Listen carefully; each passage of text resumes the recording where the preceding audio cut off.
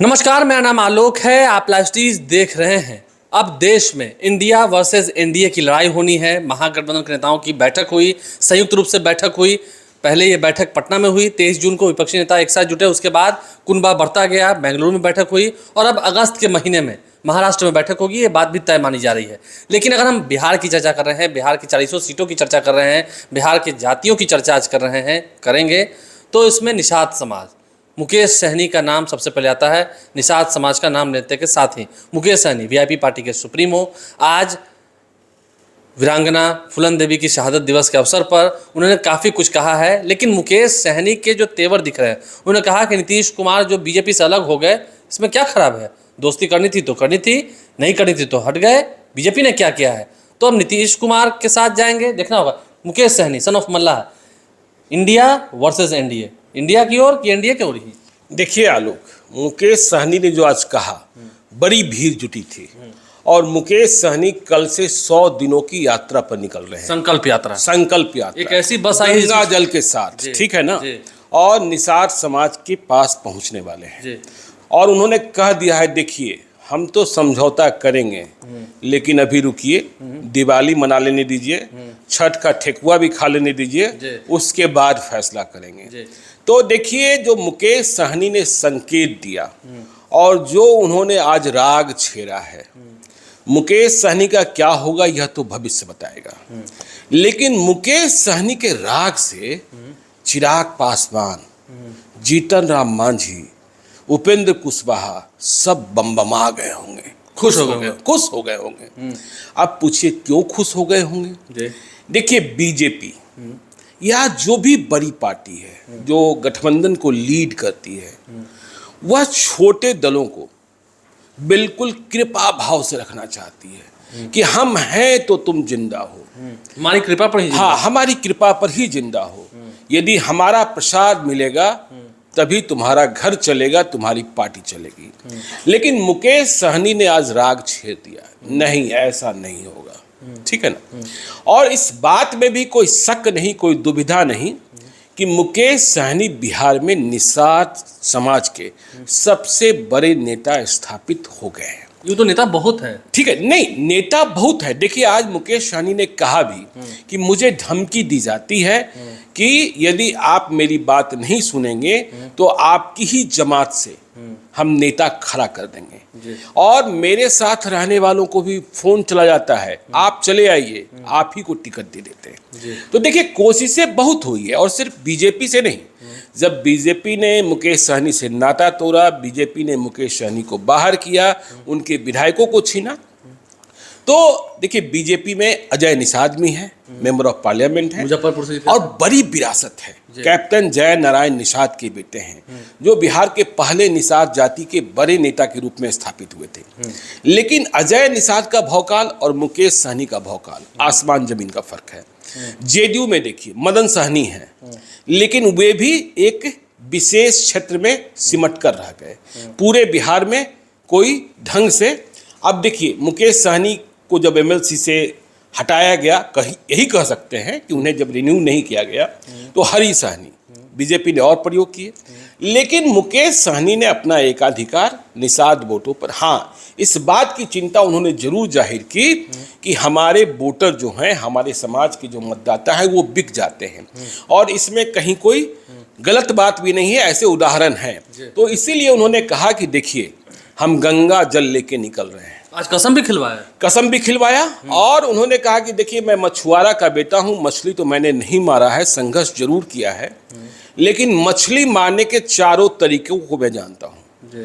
बड़ा जाल, छोटा जाल, उछा देना और फिर सारे मछली को निकाल लेना। तो मुकेश सहनी आज तेवर में थे और कह दिया कि देखिए, आरक्षण तो देना होगा। अब जैसे ही आरक्षण की बात आई तो मुकेश सहनी ने क्या कहा, बिहार सरकार ने अपनी रिपोर्ट भेज दी है, फैसला केंद्र को लेना है। तो गेंद जो है केंद्र के पाले में डाल दिया और उदाहरण भी दे दिया अपने लोगों के बीच क्रांति भरने के लिए कि छत्तीसगढ़ में अभी चुनाव होना है। अमित शाह गए थे और उन्होंने 12 घंटे में गोंड समाज के लोगों को आरक्षण दे दिया। तो फिर बिहार में क्यों नहीं बिहार सरकार ने रिपोर्ट भेज दी है, आपको मानना है। देखिए, आपको पता है कि मुकेश सहनी की मांग है कि निषाद जाति जो है और जितनी उपजातियां हैं उन्हें आप एसटी में शामिल कीजिए, ठीक है ना। तो यह लड़ाई बड़ी होती दिखाई पड़ रही है। और जैसे ही मुकेश सहनी और भी कहा, दशरथ मांझी का उदाहरण दे दिया कि दशरथ मांझी की तरह खड़े होना है कि जब तक तोड़ेंगे नहीं तब तक छोड़ेंगे नहीं। और यह भी कहा कि देखिए 60 लोकसभा सीटें हैं। देखिए, उन्होंने बात तो उत्तर प्रदेश और झारखंड की भी कर दी कि 60 लोकसभा सीटें हैं, जिधर निषाद समाज रहेगा उधर का ही व्यक्ति दिल्ली की सत्ता पर राज करेगा। तो मुकेश सहनी ने जो आज राग छेड़ा है, देखिए आपको पता है कि 18 जुलाई को बैठक हुई थी दिल्ली में एनडीए की और बेंगलोर में इंडिया की। तो उस बैठक में मुकेश सहनी नहीं बुलाए गए थे। आज मुकेश सहनी ने इसका भी राज खोल दिया कि अरे भाई, बुलाने की बात कर रहे हो, वो तो पैर धरने के लिए तैयार थे, ये ले लो, वो ले लो, ये कर लो, वो कर लो, लेकिन मैं तैयार नहीं हुआ। तो देखिए, मुकेश सहनी की शर्तें बहुत कड़ी है। शर्त है कि चिराग पासवान से कम नहीं, और यदि हम महागठबंधन की तरफ चलते हैं तो कांग्रेस से कम नहीं। तो देखिए, मैंने क्यों कहा प्रारंभ में ही कि जीतन राम मांझी, उपेंद्र कुशवाहा, चिराग पासवान खुश हो जाएंगे कि कृपा भाव में ये कहा जा रहा है, ठीक है, जीतन राम मांझी को 1 सीट दे देंगे, उपेंद्र कुशवाहा को 2 सीट दे देंगे या 3 सीट दे देंगे। चिराग पासवान कह रहे हैं कि मुझे जितनी सीटें पहले मिली थी उतनी मिलनी चाहिए। तो बिहार की लड़ाई कठिन है और मुकेश सहनी ने यह एस्टेब्लिश किया है उपचुनावों में कि उनके पास अकेले मत कितना है, ठीक है ना। जब गठबंधन में जाते हैं तो वोट ट्रांसफर का सवाल पैदा होता है, लेकिन जब गठबंधन के बाहर होते हैं, मुकेश सहनी लड़ रहे होते हैं, तो बिहार के मल्लाह में, निषाद में एक बदले की भावना जग जाती है। इसमें कहीं कोई शक नहीं कि मुकेश सहनी का जो वोट है, मुकेश सहनी जिस तरीके, जैसे आप कहते हैं ना, लालू यादव यादवों के नेता, नीतीश कुमार अति पिछड़ों के नेता, उस जमात का, हाँ, रामविलास पासवान, चिराग पासवान पासवान के नेता, उपेंद्र कुशवाहा, सम्राट चौधरी कुशवाहा के नेता। तो मुकेश सहनी ने अपने को एस्टेब्लिश कर लिया है कि निषाद का नेता तो मैं हूं, निषाद का बेटा तो मैं हूं। अब देखिए, 100 दिनों की पदयात्रा होगी, 4 करोड़ का रथ बना है, बिल्कुल उसमें सोना भी जड़ा हुआ है, सोना भी जड़ा हुआ है। देखिए, अब इसकी कहानी आपको सुना, लग्जरी लाइफ है नहीं, लग्जरी लाइफ है और गरीब की पार्टी है, गरीब की पार्टी है। देखिए, मायावती को जानते ही हैं आप।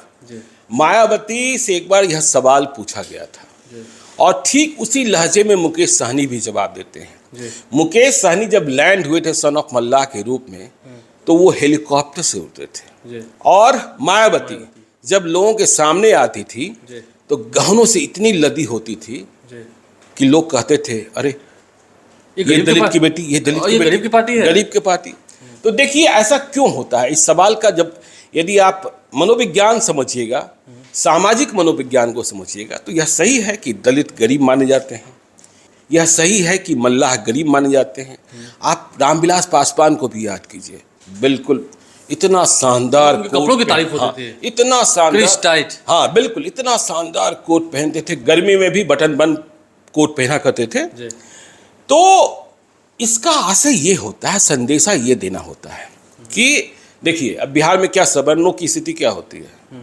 अब भूमियार और राजपूत की बात कीजिए तो उनकी दौलत के अलावा उनके पास राइफल कितनी, इससे उनकी हैसियत का अंदाजा लगाया जाता है। कितना स्कॉर्पियो, ठीक है ना, कितना पेट्रोल पंप, कितना ट्रैक्टर, और फिर यादवों की बात कीजिए तो कितने मनबरू, हाँ ठीक है, अब तो समृद्धि भी आ गई है, तो कितनी रेखाएं पार की, हाँ कितनी रेखाएं पार की, अब तो समृद्धि भी आ गई है। लालू यादव के बाद देखिए किसी भी क्षेत्र में वो पीछे, स्टैंडर्ड ऑफ लिविंग बढ़ा है, हाँ स्टैंडर्ड ऑफ लिविंग बढ़ा है। तो निषाद दलित हेलीकॉप्टर से मुकेश सहनी ने इसलिए उड़ना शुरू किया, और इसका प्रभाव ये पड़ा कि मल्लाह जाति के लोग जो अमीरों के सामने अपने को दबा हुआ मानते थे, उन्होंने कहना शुरू किया कि देखो देखो देखो देखो, मेरा भी एक भाई है और बेटा है जो हेलीकॉप्टर में उड़ता है तुम्हारे जात में किसी के पास? इतना महंगा कपड़ा हाँ हाँ, इतना महंगा कपड़ा पहनता है। तो इसीलिए मुकेश सहनी ने जब इस बार बात हुई कि यात्रा निकालनी है तो रथ बनवाया। कहाँ मैं पढ़ रहा था शाहरुख खान की रथ की तरह बना है कुछ, काफी लग्जरियस है, काफी लग्जरी है। दिखाऊंगा भी मैं, दर्शकों के लिए अलग वीडियो बनाऊंगा। तो अब देखिए, अब बीजेपी को सोचना होगा, खैर राजनीति की बातें करते हैं, बीजेपी को सोचना होगा कि मुकेश सहनी छिटक रहे हैं।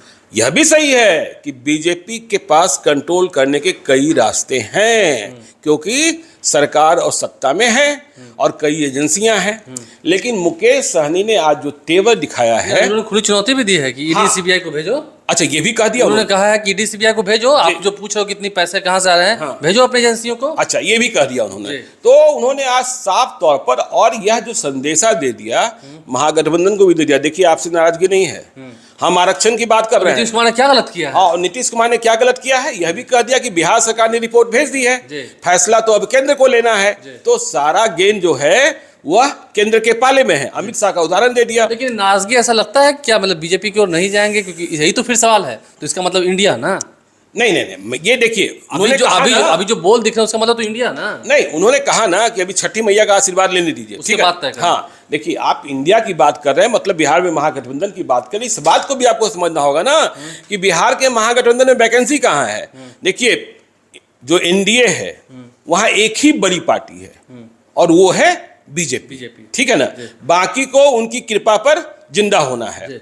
और यहाँ जो है दो पार्टियां तो बराबर की पार्टी हैं, आरजेडी और जेडीयू, तो मैक्सिमम सीटें तो यही ले रही हैं।